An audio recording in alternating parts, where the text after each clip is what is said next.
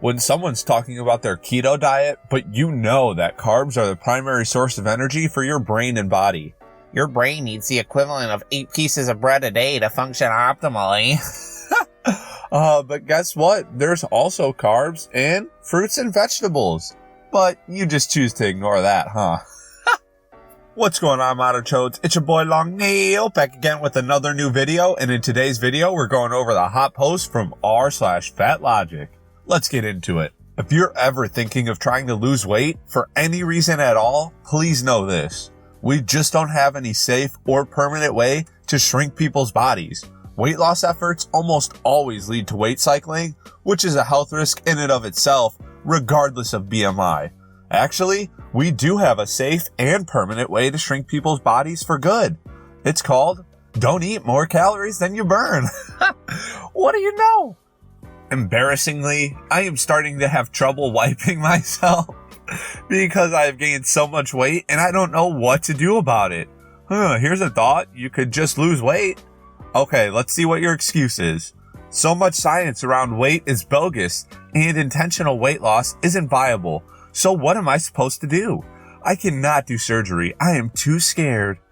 Lots of people of all sizes have this problem for all kinds of reasons.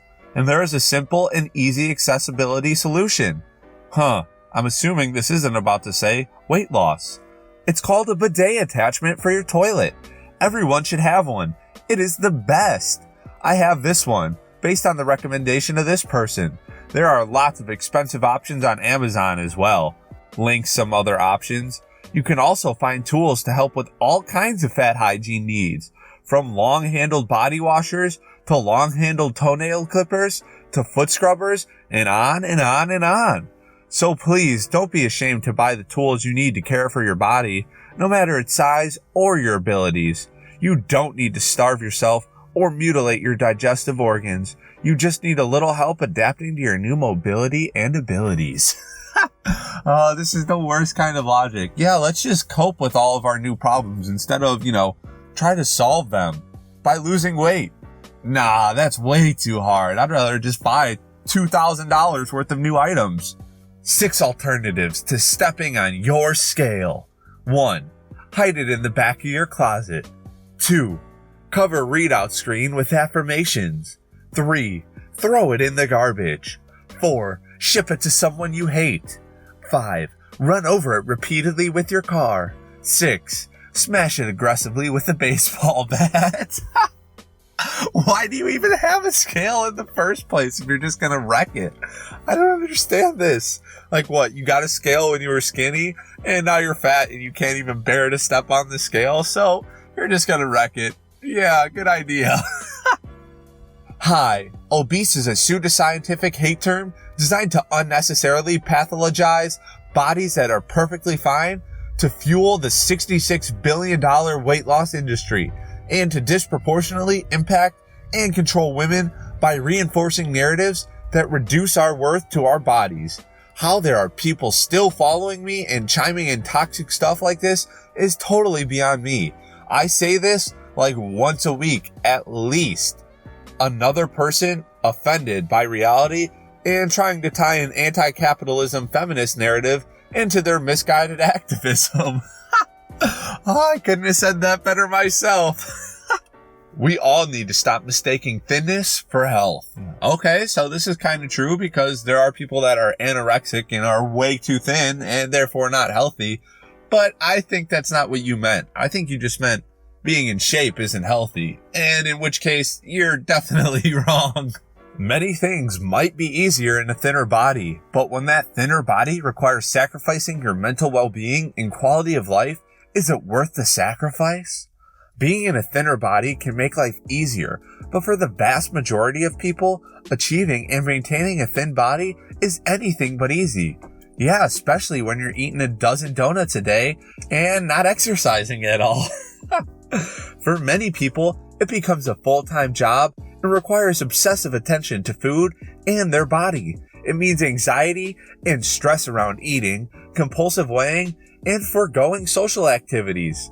No, you can go to social activities, just get the healthier option. But that's not an option, is it? If there's a cookie, you have to eat it. When you're someone for whom thinness means a lifetime of obsession with every bite of food and every pound lost or gained, is it worth the sacrifice? Yes, being healthy is worth the sacrifice. Getting fat during quarantine may be your biggest fear, but it may become your greatest freedom. Diet culture is making itself known during this pandemic.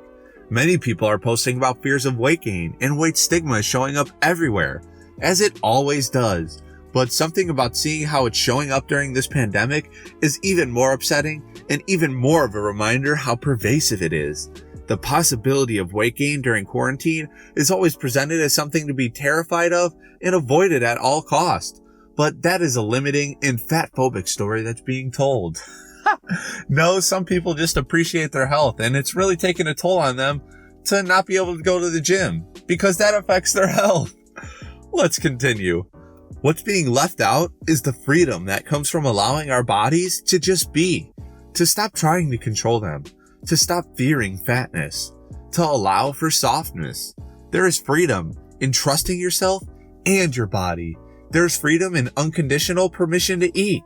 There's freedom in taking up space. Allow for it. Allow for possibility. The possibility of being fat is what we're allowing for here. Seriously? Allow for your body to do whatever it needs and wants to do when it's nourished and rested and trusted and gently held. Allow your body to grow. Allow yourself to expand. Allow yourself to find freedom in what may have been your biggest fear. And I just got put in a fat trance. Sorry guys, I have no choice now but to get fat. Oh well. It's okay if you're not moving your body much right now. Stress eating, eating out of boredom, comfort eating, snacking all day long, having challenging body image thoughts. Sure, it is okay to do all of those things, but just understand that that can lead to being fat. And if that's not something you're okay with, don't indulge in all of these things. For anyone that's familiar with intuitive eating or practicing it, how do you practice intuitive eating and body positivity on a budget? Like, I'll go to the store and get my groceries for the week, but then I'll crave something later in the week that I didn't purchase. I want to honor my craving, and I know ignoring it or telling myself I can't have it will only make it worse. But I literally can't have it. I don't have the money to go out and buy every single craving I have. Eventually, I do give in and buy it and then binge. I really can't afford to keep doing this, as I have to keep taking money out of my savings because of these binges. Similarly, I want to love my body and believe I'm just fine at the weight I am, but none of my clothes really fit. And again, I can't afford to buy more. Is trying to lose weight acceptable in this case? Please help, I'm struggling. This is so awful that these people have been brainwashed so hard that they don't even know if losing weight is acceptable. Yes, losing weight is acceptable, especially if you can't fit into any of your clothes. Like, seriously, dude, I feel bad for these people because they've been brainwashed by these people that are just selling books. I'm telling you, yeah, it's so great to be fat. You're the healthiest you could possibly be when you're 400 pounds. No, bro, just lose some weight. You'll be fine. Hello, I have a serious question that I really need help with. For years, I've struggled with a dark neck. By this, I mean my neck is nearly black. My doctor told me it's because I'm pre-diabetic, and the only way to get rid of the darkness is to lose weight. And let me guess, you refuse to lose weight. I can't find any solutions that make any difference. I exfoliate my neck with black charcoal scrubs, I use lemon juice, and it's still very dark. Huh. Funny how none of those say I tried losing weight. It makes me feel super insecure, and I can't ever put my hair up because I hate how dark my neck is, and I get made fun of it by family members. Please help. Does anyone have any solutions for this? Besides weight loss, of course. No, you're pre-diabetic. Your only solution is weight loss. Once you come to terms with that, and you start losing weight, I'm sure your neck won't be black anymore. But until you're willing to lose weight, sorry, but you're just gonna have to deal with the black neck. My stance is that unrestricted eating means unrestricted eating. Yummy, yummy candies, cakes, ice cream, tarts, chips, pizza, burgers, fries, and other goodies are part of a normal varied diet. No, they're not, and that's not a varied diet. That's a junk food diet. It's perfectly okay to eat them every day as part of an otherwise varied and satisfied diet.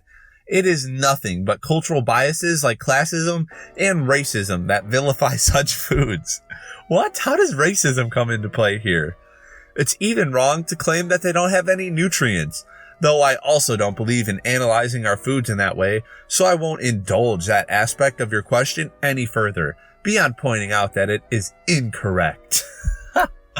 Oh, I can't handle this, dude. This has to be close to the end of the video because these people, they're making me go insane. I'm out of chodes. That's it for the hot post from r/FatLogic. If you guys enjoyed the video, please make sure to give it a big thumbs up. Don't forget to subscribe and turn on notifications and share this video with your friends. Till next time, peace.